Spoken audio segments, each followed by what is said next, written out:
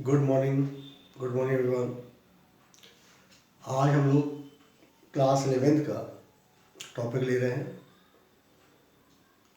जो मैंने कल आपको पढ़ाया था, introduction of basic organic chemistry. उसी के आगे कंटिन्यू कर रहा हूँ। कल मैंने आपको बताया था कि ऑर्गेनिक कंपाउंड होते क्या है, कैसे उनको नाम दिया गया, किसने पहले उनको बताया कि ये ऑर्गेनिक कंपाउंड कहाँ से आइसोलेट होते हैं। तो मैंने आपको बताया था कि बर्जीलियस ने अपनी एक थ्योरी दी थी, जैव शक्ति, वाइटल फोर्स। उनके अनुसार क्या था कि ऑर्गेनिक कंपाउंड को केवल लिविंग थिंग्स से ही प्राप्त कर सकते हैं, एनिमल, प्लांट्स और या ऑर्गेनिक से ऑर्गेनिक में कन्वर्ट कर सकते हैं। उसके बाद एफ वोलर आए, उन्होंने बताया कि ऑर्गेनिक कंपाउंड को हम लोग इनऑर्गेनिक कंपाउंड से भी प्राप्त कर सकते हैं। उन्होंने क्या किया, प्रयोगशाला में अमोनियम साइनाइड को गर्म किया तो उन्होंने देखा कि एक ऑर्गेनिक कंपाउंड प्राप्त हुआ जिसका नाम था यूरिया, NH2CO NH2, जो वाइट क्रिस्टलाइन सॉलिड होता है। ठीक, उसके बाद मैंने आपको बताया था कि ऑर्गेनिक कंपाउंड के जो अवयवी तत्व होते हैं, अवयवी तत्व कार्बन, हाइड्रोजन और ऑक्सीजन को मानते हैं। तो अवयवी तत्वों द्वारा बनाया गया पहला ऑर्गेनिक कंपाउंड कॉल्वे ने बनाया था 1945 में। कॉल्वे ने एसिटिक अम्ल को सिंथेसाइज किया, तो हम लोग बोलते हैं अवयवी तत्वों द्वारा बनाया गया पहला ऑर्गेनिक कंपाउंड कौन सा है, एसिटिक अम्ल। किसने बनाया था? कॉल्वे ने। उसके बाद बर्थलॉट ने भी एक ऑर्गेनिक कंपाउंड सिंथेसाइज किया जिसका नाम था मीथेन। उन्होंने 1856 में अवयवी तत्वों से मीथेन बनाया। तो इस तरीके से ऑर्गेनिक कंपाउंड्स के बारे में एक बेसिक इंट्रोडक्शन आपको मिला। ऑर्गेनिक कंपाउंड का जो सबसे इम्पोर्टेंट तत्व है, एलिमेंट है, वो कार्बन है। तो क्यों है? क्योंकि कार्बन की कैटेनेशन प्रॉपर्टीज, श्रृंखलात्मक गुण बहुत अधिक होता है। वो सीधी रेखा में बना सकता है, चक्रीय में बना सकता है, ब्रांच में बना सकता है, किसी भी तरीके से वो लॉन्ग चेन का फॉर्मेशन कर सकता है, क्योंकि उसकी संयोजकता और विद्युत ऋणात्मकता और तत्वों से बहुत अधिक होती है। और भी कई तत्व हैं जो कैटेनेशन प्रॉपर्टीज शो करते हैं, लेकिन वहां पर शॉर्ट कैटेनेशन प्रॉपर्टीज होती है, छोटी। क्यों? अगर विद्युत ऋणात्मकता ज़्यादा है तो संयोजकता कम है, संयोजकता ज़्यादा है तो विद्युत ऋणात्मकता कम है। तो कार्बन बिल्कुल सुटेबल एलिमेंट है ऑर्गेनिक केमिस्ट्री में, जो हर तरफ सीधी रेखा में, ब्रांच में, चक्रीय में, द्विबंध में, त्रिबंध में, किसी भी तरीके से कार्बन का लॉन्ग चेन बना सकता है। तो कार्बन में कैटेनेशन प्रॉपर्टीज होती है। तो कैटेनेशन का मतलब तो समझ गए, वे तत्व जो श्रृंखलात्मक गुण रखते हो, अपने ही तत्व के साथ बंध का निर्माण करके लंबी श्रृंखला का निर्माण करती है, उसे हम लोग कैटेनेशन प्रॉपर्टीज बोलते हैं। मैंने कल आपको बताया था, ठीक है ना। मैंने आपको ये भी बताया था कि कार्बन में डबल बॉन्ड मतलब द्विबंध या त्रिबंध बनाने का भी गुण होता है। वो कार्बन अपने ही कार्बन के साथ पाई बंध का निर्माण कर लेता है। पहले सिग्मा बनता है, फिर पाई बनता है, ठीक है ना। पी ऑर्बिटल इन्वॉल्व होती है। इसी तरीके से एल्काइन में भी पाई बंध का निर्माण होता है। तो इतना मैंने आपको कल भी बताया था, आज मैंने उसको थोड़ा रिवाइज किया, क्योंकि आपको पता चले कि हम लोग कौन सा लेक्चर पढ़ रहे हैं, ठीक है। अब हम लोग यहाँ पर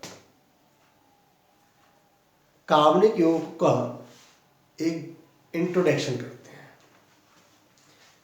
एक्चुअली कार्बन की जो संयोजकता होती है वो 4 होती है, आप सबको पता है। इसीलिए कार्बन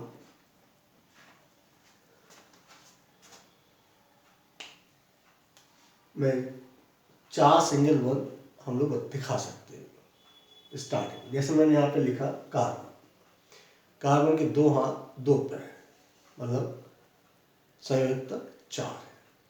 अब जब कार्बन को हाइड्रोजन के साथ कंबाइन करते हैं, कार्बन को हाइड्रोजन के साथ कंबाइन करते हैं, के साथ जोड़ते हैं, तो सब लोग बोलते हैं हाइड्रो कार्बन। तो सब लोग बोलते हैं हाइड्रोकार्बन।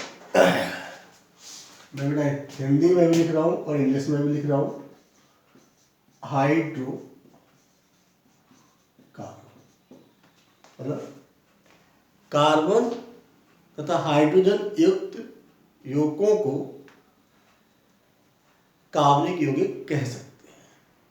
लेकिन कुछ ऐसे भी यौगिक होते हैं जिनमें कार्बन होता है, हाइड्रोजन भी होता है, लेकिन उन्हें हम लोग कार्बनिक यौगिक नहीं कहते हैं। अकार्बनिक कंपाउंड है सोडियम बाइकार्बोनेट, वहां पे भी हाइड्रोजन है, कार्बन है। तो सभी को नहीं कह सकते, फिर भी हम लोग यहाँ पे डिफाइन करते हैं। तो हाइड्रोकार्बन का मतलब है वे यौगिक जिनमें कार्बन तथा हाइड्रोजन होते हैं, उन्हें हम लोग हाइड्रोकार्बन कहते हैं। बेसिकली हाइड्रोकार्बन को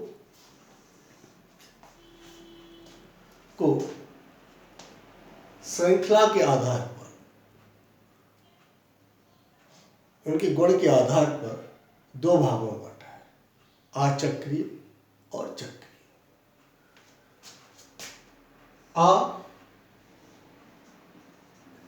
अचक्रीय और चक्रीय।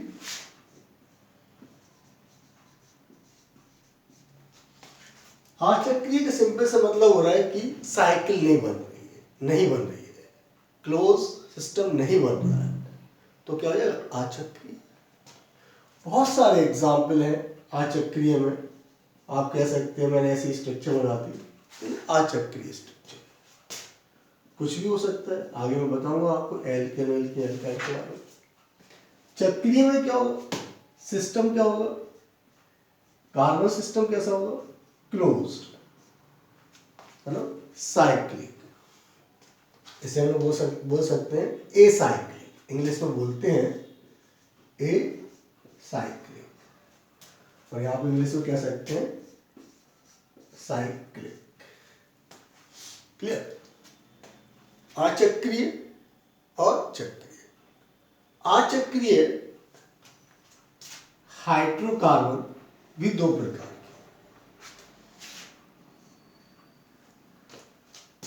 संतृप्त और असंतृप्त, मतलब सैचुरेटेड और अनसैचुरेटेड। संतृप्त मतलब सैचुरेटेड हाइड्रोकार्बन। असंतृप्त भी होते हैं, असंतृप्त मतलब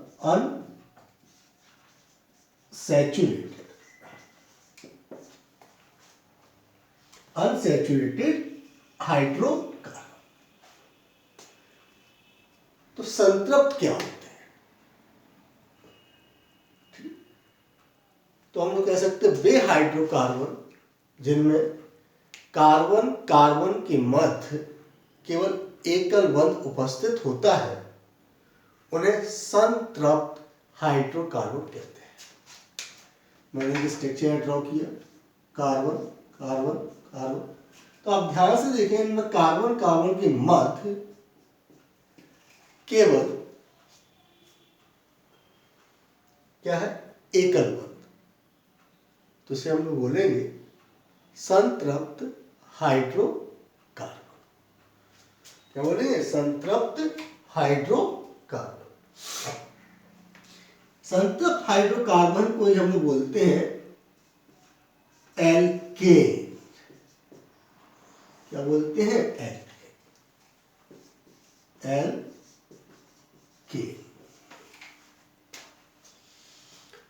अब हम आते हैं असंतृप्त हाइड्रोकार्बन पर। तो असंतृप्त हाइड्रोकार्बन को फर्दर दो भागों में बांटा गया है, द्विबंध वाले और त्रिबंध वाले। तो या जिनमें कम से कम एक या दो द्विबंध या त्रिबंध उपस्थित हो, वो सब असंतृप्त हाइड्रोकार्बन कहलाए। एक तो हो जाएगा द्विबंध वाले हाइड्रोकार्बन, दूसरा हो जाएगा त्रिबंध वाले हाइड्रोकार्बन, मतलब जिसमें कम से कम एक द्विबंध हो और त्रिबंध। ठीक है, जब जिसमें कम से कम एक द्विबंध होगा तो उसे हम लोग एल्कीन कहते हैं, और इनमें त्रिबंध होता है उसे एल्काइल कहते हैं। तो मैंने यहाँ पे आपको इंट्रोडक्शन स्टार्ट किया हाइड्रोकार्बन का। तो कार्बन मतलब 4 संयोजकता होती है। कार्बन जब हाइड्रोजन से कंबाइन होता है, संयोग करता है, तो हाइड्रोकार्बन्स बनते हैं।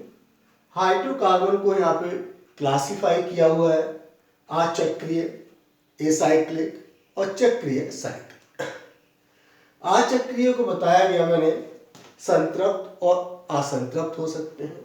संतृप्त का सिंपल सा मीनिंग है इसमें केवल एकल बंध हो, द्विबंध या त्रिबंध ना हो। असंतृप्त होना अनसैचुरेटेड हाइड्रोकार्बन को डिवाइड किया हुआ है द्विबंध और त्रिबंध के आधार पर। जिसमें द्विबंध होंगे उसे एल्कीन और जिसमें त्रिबंध होंगे उसे एल्काइल कहते हैं।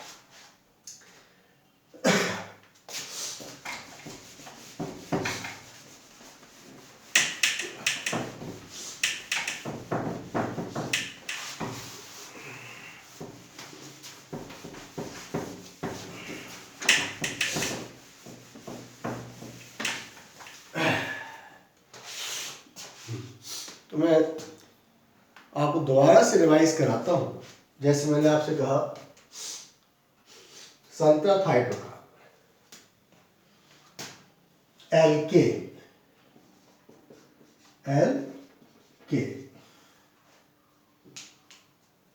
संतृप्त हाइड्रोकार्बन एल्केन। एल्केन का मतलब क्या है, इसमें कार्बन कार्बन के मध्य केवल एकल बंध होता है, उसे हम लोग एल्केन कहते हैं।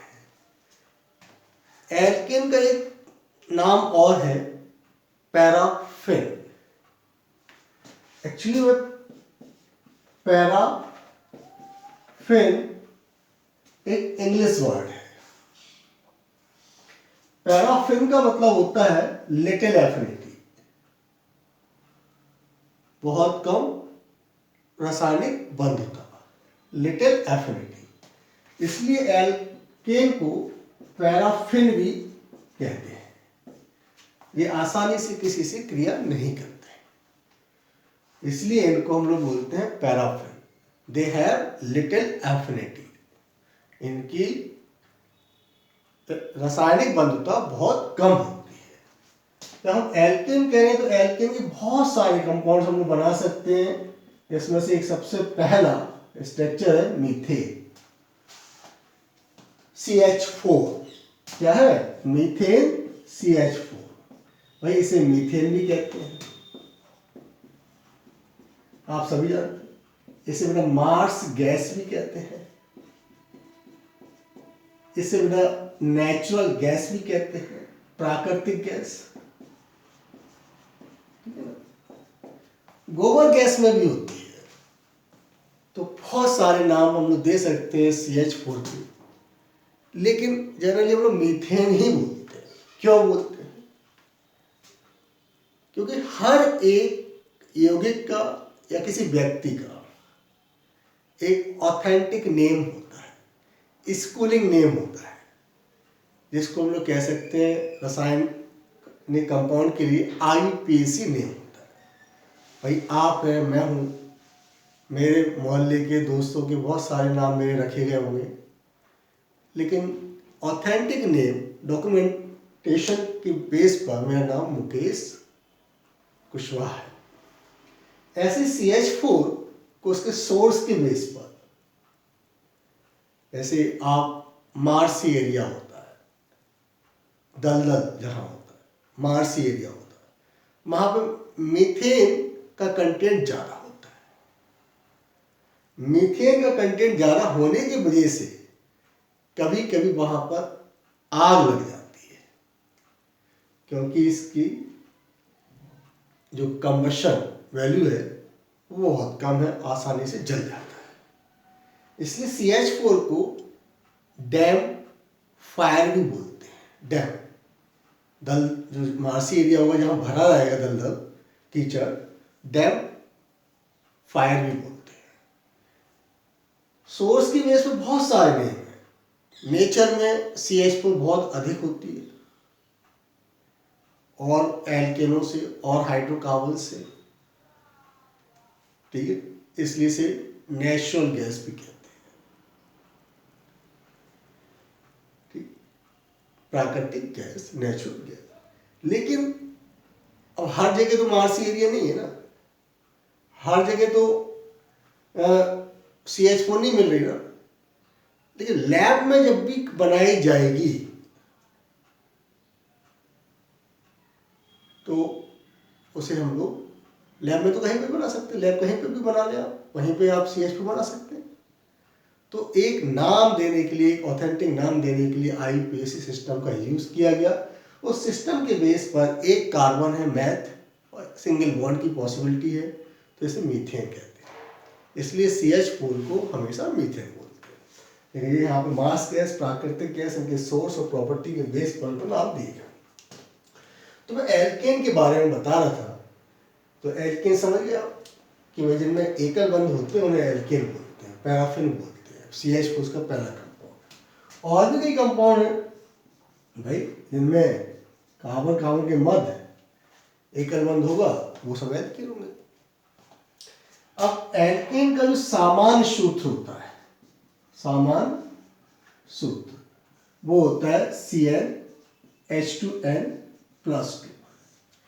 यहां पे N का मीनिंग है 1 2 3 4 नंबर ऑफ कार्बन।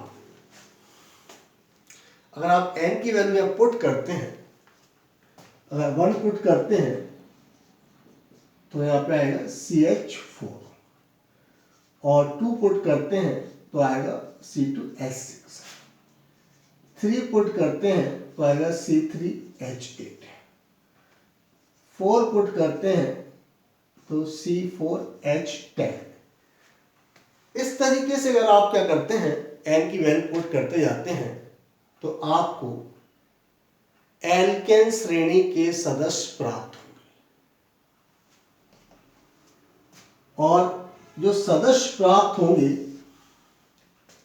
वो एक सीरीज बनाएंगे, जिसे हम लोग बोलते हैं सजातीय श्रेणी। सजातीय श्रेणी, सजातीय श्रेणी मतलब होमोलॉगस सीरीज। क्या बोलते हैं? Homologous series.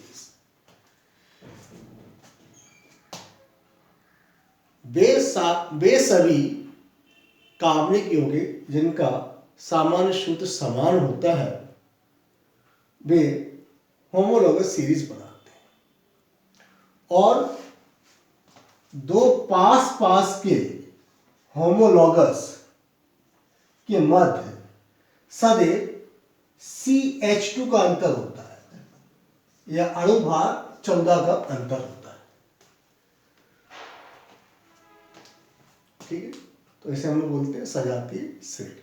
तो सजातीय श्रेणी का सामान्य सूत्र समान होता है, सजातीय श्रेणी के सदस्यों के मध्य का अंतर सदैव CH2 का होगा या 14 अणुभार का होगा। तो ये थी सजाती सेट। अब बात करते हैं जो एल्केन है। एल्केन में कार्बन के पास 4 संयोजकता होती है ऐसे। अगर 4 संयोजकता है तो उनकी जो आकृति है, ठीक है ना, CH4 की आकृति कैसी होती है? टेट्राहेड्रल समचतुर्स फलक। टेट्राहेड्रल समचतुष्फलक। टेट्राहेड्रल दिख रहा? टेट्राहेड्रल कहीं प्लेनर नहीं होता है, जैसे बोर्ड पे देख रहा तो प्लेनर देख रहा, प्लेनर नहीं होता है। उसमें 4 बॉन्ड होंगे, 2 बॉन्ड तो एक ही प्लेन में होंगे और 2 बॉन्ड उस प्लेन के एक एवब होगा, एक बिलो होगा। तो उस आकृति को हम लोग बोलते हैं टेट्राहेड्रल। जैसे मैं आपको समझाने की कोशिश करूं टेट्राहेड्रल का शेप कैसा होता है, ठीक है, ध्यान से देखते हैं। ये आपके पास टेट्राहेड्रल का स्ट्रक्चर है, ठीक है। देखिए इसमें ऐसा लगेगा आपको कि 3 बॉन्ड एक ही प्लेन में है लेकिन एक बॉन्ड ऊपर है। अगर इसमें हम लोग प्लेन डाल दें कुछ इस तरीके से, प्लेन, ठीक है, दिख रहा, प्लेन डाल दें तो ये दोनों बॉन्ड तो आपके एक ही प्लेन में आ रहे हैं और एक इस प्लेन से इस हाथ के, जो मैंने हाथ यहाँ रखा हुआ है, इसके ऊपर आ गया, इसे बोलते हैं एबव द प्लेन। और एक इस हाथ के पीछे है जो आपको दिख नहीं रहा है, इस पिक्चर में भी नहीं दिख रहा है, उसे बोलते हैं बिलो द प्लेन, ठीक। लेकिन अगर मैं ऐसा कर दूं तो दिखेगा, देखिए एक इस हाथ के पंजे के इस तरफ आ रहा एबव द प्लेन, इस तरफ आ रहा बिलो द प्लेन, और ये जो हाथ में कट कर रहा हूं वो वहां पे 2 बॉन्ड है वो एक ही प्लेन में है, ठीक है ना, एक ही तल में है, एक ही प्लेन में है, लेकिन लाल वाला जो है वो एबव द प्लेन हो रहा है और काला वाला जो है वो बिलो द प्लेन हो रहा है। तो CH4 का स्ट्रक्चर ऐसा होता है। इसमें आपको अगर ऐसे कर दें तो एक बॉन्ड ऊपर दिखेगा और 3 बॉन्ड एक ही प्लेन में आपको दिखेंगे, लेकिन वो प्लेनर नहीं होते, तो इसे बोलते हैं CH4 टेट्राहेड्रल। और जब इनके बीच का एंगल निकालेंगे बंद कोण तो 109 डिग्री, ठीक है, 28 मिनट आएगा या 109.5 डिग्री आएगा। इधर निकालेंगे, इधर निकालेंगे, कहीं से भी निकालेंगे वो बिल्कुल फिक्स रहेगा। इसलिए टेट्राहेड्रल समचतुष्फलक नहीं थे। इसमें बंद कोण मतलब बॉन्ड एंगल मतलब बंद कोण हमेशा 109 डिग्री 28 मिनट या लिख देते हैं 109.5 डिग्री। क्लियर? तो ये था मीथेन। मीथेन का बंद कोण पूछ लेंगे, आकृति पूछ लेंगे, ठीक है। आपसे पूछ सकते हैं इसका संकरण। तो मैंने आपको 11th वाले लेक्चर में बताया था, उसमें कहा था संकरण निकालने के लिए आपको सेंट्रल एटम देखना है, उस पर लॉन पेयर कितने हैं 0, सराउंडिंग एटम कितने हैं 4, तो 4 ऑर्बिटल है, जितने सराउंडिंग जितनी ऑर्बिटल होंगे उतना इसका क्या होगा संकरण बनेगा। मैं आपको यहाँ पे ऑर्गेनिक केमिस्ट्री में एक बहुत अच्छा कंसेप्ट देता हूँ। आपको कुछ नहीं देखना है, कार्बन के पास सिग्मा 1 देखना है। तो मैं कहता हूँ मीथेन है आपके पास या एल्केन है, तो उसमें सिग्मा बंधुओं की संख्या कितनी है, सिग्मा बंध की संख्या कितनी है? 4, 1 2 3 4, ठीक। तो 4 है, जितने सिग्मा बंद होंगे उतने ही ऑर्बिटल्स होंगे, संकृत ऑर्बिटल होंगी, और वो हाइब्रिडाइजेशन को डिसाइड करेगा, एक S 3 P। तो यहाँ पर एल्केन का जो संकरण है, ठीक है ना, एल्केन का जो संकरण है, हाइब्रिडाइजेशन है, वो हमेशा क्या होता है? sp3 होता है।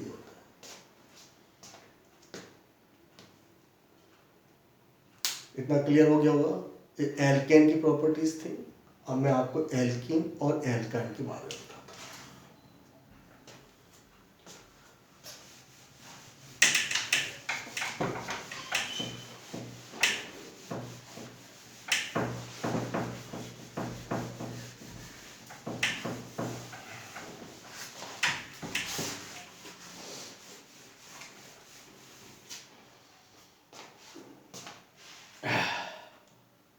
देखिए,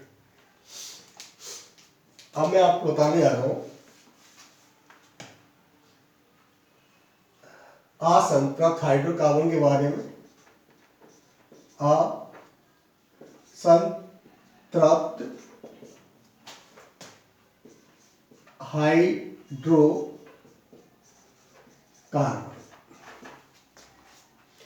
अनसैचुरेटेड हाइड्रोकार्बन।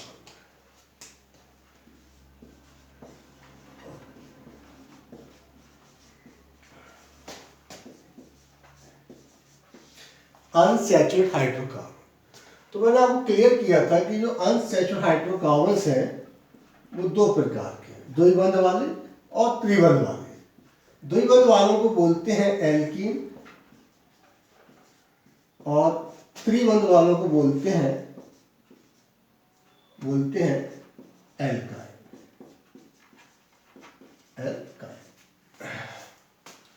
तो सबसे पहले बेटा मैं आप लोगों को एल्कीन के बारे में बता रहा हूं।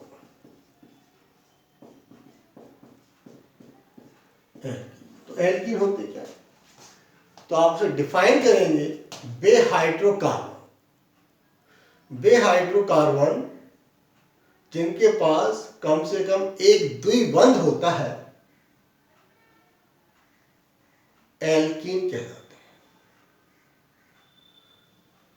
हैं। एल्कीन्स को ऑलिफिन भी बोलते हैं, इंग्लिश वर्ड है ऑलिफिन, जैसा पैराफिन था एल्कीन के लिए, ऐसे यहां पे ऑलिफिन। एल्कीन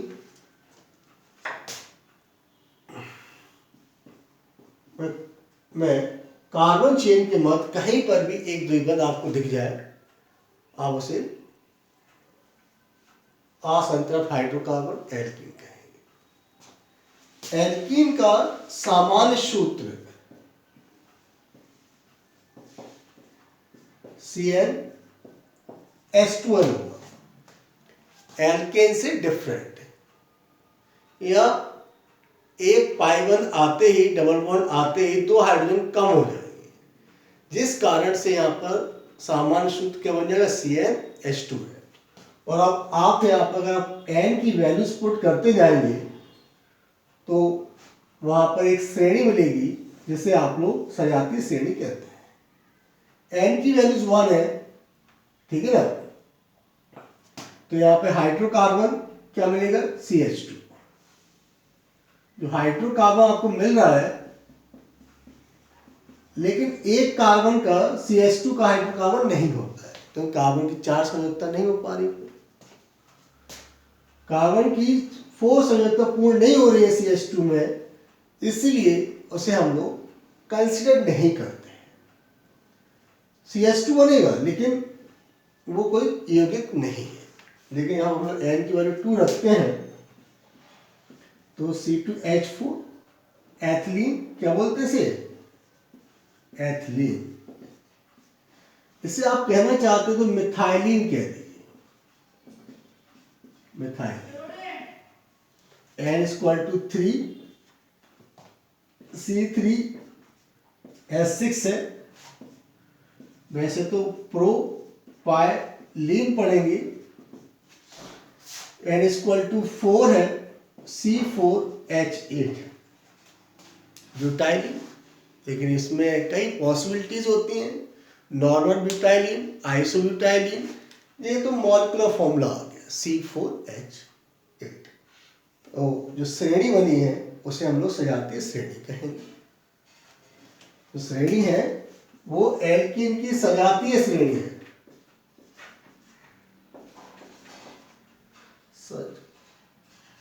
सजातीय श्रेणी होमोलोगस सीरीज, ठीक है। अब फिर से हम लोग बात करते हैं एल्कीन की। सामान्य सूत्र CnH2n है। अब n की वैल्यूज पुट करेंगे, ठीक है। नंबर ऑफ n की वैल्यूज आप यहाँ पे पुट कर दिया तो श्रेणी मिलेगी, इसे हम बोलते हैं सजातीय श्रेणी। आपने देखा कि एल्कीन का सबसे पहला जो यौगिक बनता है वो एथिलीन बनती है। स्टेबल यौगिक कौन सा है? एथिलीन। इस एथिलीन को अगर आप ध्यान से देखते हैं तो कुछ ऐसा स्ट्रक्चर निकल के आएगा। कार्बन की संयोजकता तो हमेशा 4 ही रहेगी, 1 2 3 और 4।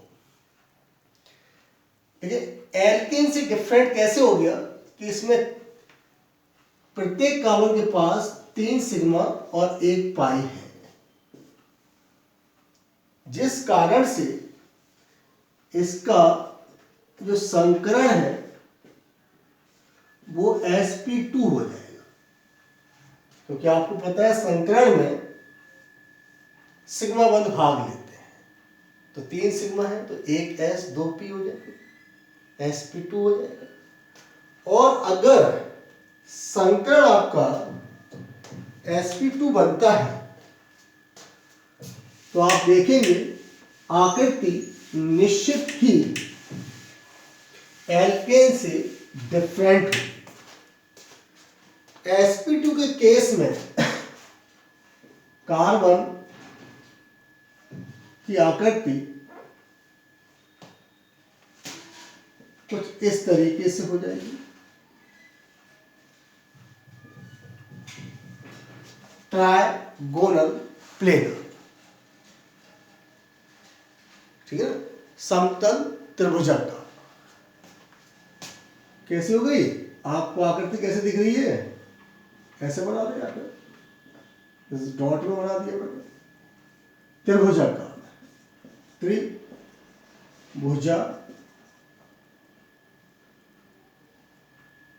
भुजाकार,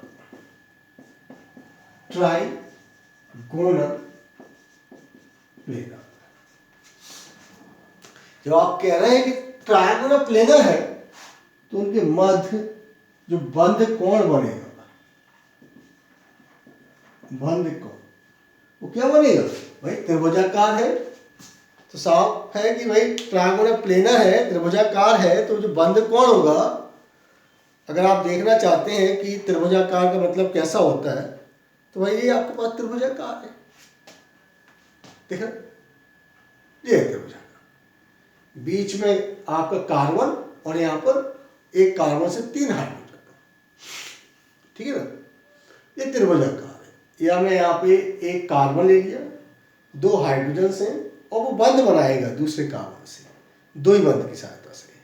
लेकिन वो जो बंध होगा कुछ इस तरीके का, जो बंध होगा कुछ इस तरीके का, वो एक ही कार्बन से 2 बंध बना रहा है ना, तो जो बंध होंगे वो एक ही प्लेन में आ जाएंगे।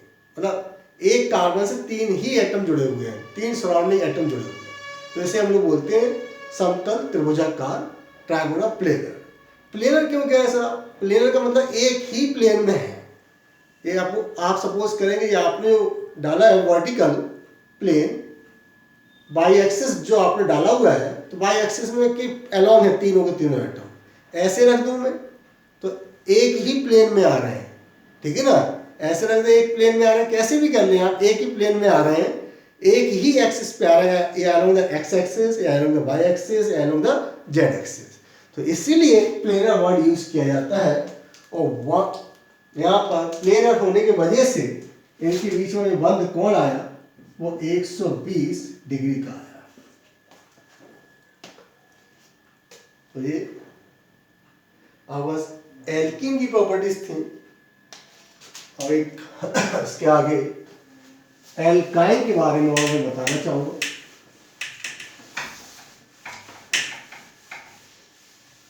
एल्काइन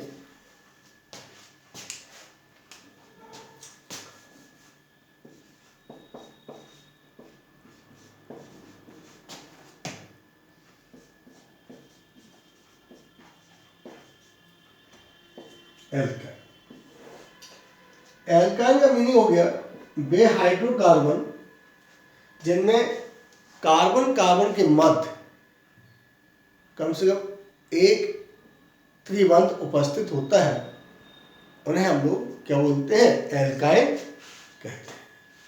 एक त्रिबंध उपस्थित होता है उसे हम लोग क्या बोलते हैं? एल्काइन। ठीक है ना, ध्यान दें। तो ये एल्काइन, एल्काइन का सबसे पहला मेंबर जो है वो एसिटिलीन है। एसिटिलीन, ठीक है ना, C2H2। एल्काइन, एल्काइन का जो सामान्य सूत्र है वो क्या हो जाएगा? CnH2n। इसमें एल्कीन से भी तो हाइड्रोजन कम हो गए तो -2 आएगा, CnH2n -2। जब हम लोग n की वैल्यू पुट करेंगे तो आप समझ गए, यहाँ पर एक सीरीज बनेगी जिसे हम लोग बोलेंगे होमोलॉगस सीरीज। उनके बीच में जो डिफरेंस होता है वो CH2 या अणुभार 14 का होता है। ठीक है ना, तो सबसे पहला जो यौगिक है वो आपके पास C2H2 है, जिसे हम लोग एसिटिलीन बोलते हैं। और भी फिर हम लोग जब नंबर ऑफ कार्बन्स बढ़ाते जाएंगे तो आप देखेंगे एक बनेगा प्रोपाइन। प्रोपाइन, ठीक। अब बात आती है कि एल्काइन में एक कार्बन सीधे ही त्रिबंध से जुड़ा होता है और एकल बंध से जुड़ा होता है। एकल बंध हमेशा एक सिग्मा होता है, त्रिबंध में एक सिग्मा और 2 पाई। तो हमें क्या करना है? सिग्मा और पाई निकाल देना है। तो 2 सिग्मा है और आपको पता है संकरण में केवल सिग्मा बंध भाग लेते हैं, जिस कारण से इसका हाइब्रिडाइजेशन sp होगा। और अगर किसी का संकरण sp है तो वहां पर रेखीय लीनियर आकृतियां, तो एल्काइनिक कार्बन का संकरण sp होता है और आकृति रेखीय होती है। जब रेखीय आकृति होगी तो बंध कोण सदैव 180 डिग्री होगा। ठीक है, तो ये थे आपके पास हाइड्रोकार्बन का इंट्रोडक्शन, जिसमें मैंने आपको एल्केन, एल्कीन, एल्काइन की सारी प्रॉपर्टीज बताई जो कि 11th के सिलेबस में है। इसे हम लोग चैप्टर वाइज आगे पढ़ेंगे। ठीक है ना। मैं आपको एक चीज और देना चाहूँगा तो बहुत इंपॉर्टेंट है, कॉम्पिटिटिव है, नीट के एग्जाम में या जे मेंस के एग्जाम में पूछ लेते हैं, वो चीज भी मैं आपको बताना चाहता हूँ। एल्केन, एल्कीन, एल्काइन या हाइड्रोकार्बन्स में किसी भी कार्बन का हाइब्रिडेशन आप कैसे निकालेंगे? संकरण। तो उसके लिए आपको एक छोटा सा कंसेप्ट में समझा रहा हूं। ये अपना आपके पास एल्केन है। एल्केन का मीनिंग होता है कि कार्बन की चार संयोजकता होंगी और चारों संयोजकता एकल बंध से जुड़ी होंगी। एकल बंध होगा तो उसमें 4 सिग्मा है और 0 पॉइंट। जितने सिग्मा होंगे उतने ही संकेत कक्षक भाग लेंगे और संकेत कक्षक डिसाइड करेंगे कि हाइब्रिडेशन क्या है, संकरण क्या है। 4 है तो एक S आएगी, और 3p, तो संकरण क्या आएगा सदैव sp3। एल्केन का संकरण सदैव क्या आएगा sp3। एल्कीन की बात करते हैं तो एल्कीन का मतलब होता है कि एक कार्बन से 2 एकल बंध और एक द्विबंध बंध, तो इसमें 3 सिग्मा बनते हैं और 0 पाई, अर्थात संकृत कक्षा 3 होंगी क्योंकि सिग्मा बंध भाग लेते हैं केवल, तो 1 s 2 p।